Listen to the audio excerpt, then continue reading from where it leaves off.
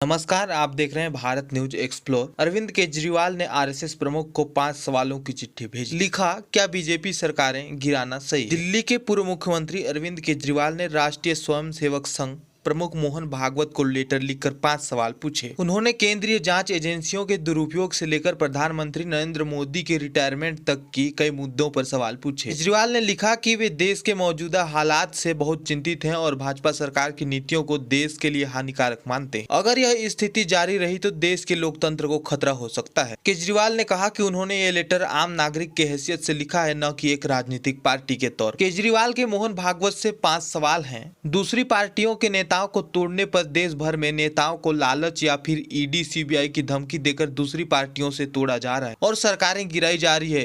क्या इस तरीके से चुनी हुई सरकारों को गिराना सही है? क्या आरएसएस को यह मंजूर है? दूसरा सवाल है, भ्रष्ट नेताओं का बीजेपी में शामिल होना। उस नेताओं को खुद प्रधानमंत्री नरेंद्र मोदी और अमित शाह ने भ्रष्टाचारी कहा, लेकिन कुछ दिन बाद उन्हें बीजेपी में शामिल कर लिया गया। क्या आरएसएस ने ऐसी बीजेपी की कल्पना की थी?